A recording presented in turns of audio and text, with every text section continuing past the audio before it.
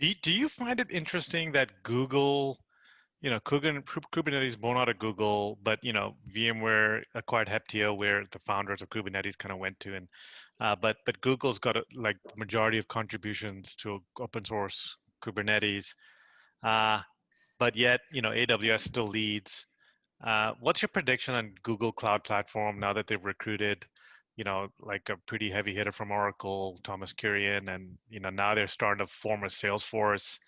Uh, are you going? What's your opinion on the cloud wars between Azure, Google, Amazon, and maybe there's someone else might come in, or like what's keys there? Like, how do you think of that? How do you think about that? Well, I mean, Amazon got the leap on everybody by being first to market and, and really staying ahead by having a culture that, with these kind of two pizza teams, really they've been able to sort of scale horizontally the organization. And it's stunning how much they're able to do and release. And I've spent a fair bit of time talking to Amazonians recently, and it's really struck me that they have built this engine, this development engine that I don't think can really be stopped. And so they're the 800-pound gorilla to beat. Now there's ways in which that's a problem, right? There's still like a bunch of overlapping services. Do I use this container system or that one? And I think sometimes like having too much complexity in their platform is maybe hurting them. However, they were first, they're biggest, they've got the most momentum, and in terms of winning the war of feature development, customer acquisition through feature development, that like nobody's going to catch up with them soon. Azure, I mean, Microsoft made this incredible pivot, and you've got to give them just huge props for how they did this. And people, I think, don't a lot of time realize that it was a 10 to 15-year journey for them and bleeding tons of red ink.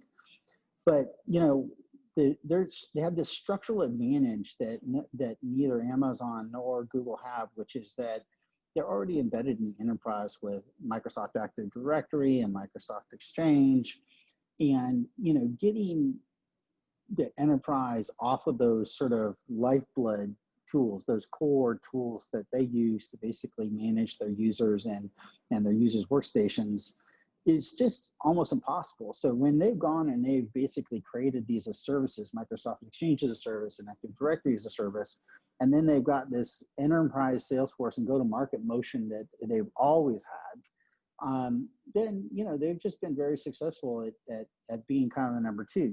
Fast following with Azure against AWS, and then really having going there and then just being able to have it work with your existing Active Directory, being able to just take your Exchange and move it over there, have that work with your Active Directory, being able to do the AD federation, being able to have all your authentication happening in Azure against your Active Directory systems, whether it's run by them or you, or a federated model. I mean, it's just too powerful. It just makes it too easy of a sale. And you combine it with that enterprise Salesforce and go-to-market motion, and they've just been very successful, right? I mean, it's very easy for them to onboard existing Microsoft customers to Azure. And then Google came in with kind of this like, we're going to be the technologically superior product. And in many ways, in my opinion, it is technologically superior to Amazon and Azure. It's faster. It's got, some great features that make it a real pleasure to work with. But on the other hand, they didn't really have that enterprise go-to-market motion. They started to do it. They started hiring a bunch of VMware people to do it. But the DNA for that doesn't really exist in Google. Google's always been geared for, SMEs, right? The G Suite and all that stuff is geared for SMEs, always has been. And so, I just think this is a situation where being the technologically, like there's this idea that like there's three ways to be, number one in a market, right? Be the first, be the cheapest, be the best. And I think Google interpreted best as sort of technologically superior. And I think in this case, best is not technologically superior. It's what Amazon has, which is a breadth of features so that it's a developer's playground. And Yeah, Amazon, what I'm seeing, Randy, is like in enterprises is like, okay, the lion's share of my dev, like proper just managed hosting or like semi-hosting, just putting it up there in the cloud is Amazon, and then maybe correct. some apps, and then if I want to do some like nifty fringe analytics and AI, I'm going to go to GCP, and then if I have an Sure. ecosystem around my SharePoint, my some Microsoft app Halo, and Yeah, then there are some applications adjacent to that, then I'm going to go to Azure. But I've never heard anyone be like, yo, I'm going to Azure greenfield. I've always felt like there's a halo effect for Azure, but with GCP for it's sure. like, yo, I need analytics and AI, I'm going to GCP.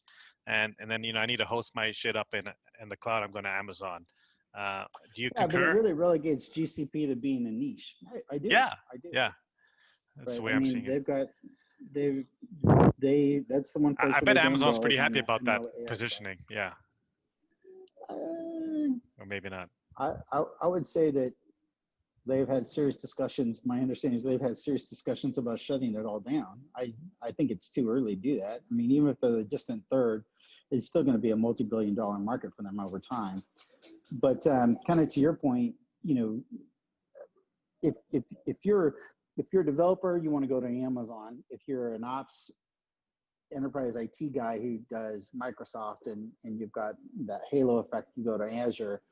So what does that leave Google? There's not a lot left. It's just the big data people. I mean, big data and ML people, that's a small segment, right?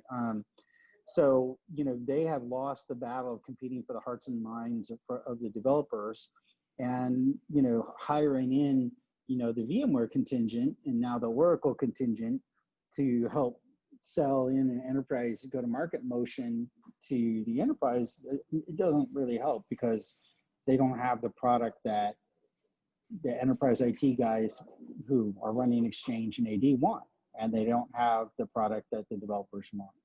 And the closest thing, the best thing they have going for them is Kubernetes, but they don't really control it anymore. So if they had been making a case in their marketing that they were the best place for Kubernetes, and if they had really differentiated their Kubernetes offerings and worked maybe towards a hybrid model for Kubernetes where it would be easy for you to have, kind of on-prem Google managed Kubernetes, which, they're getting closer to now. But if they'd done some of that stuff earlier, then I think that, this would be a different story and they might be able to come from behind and really capture some mind share.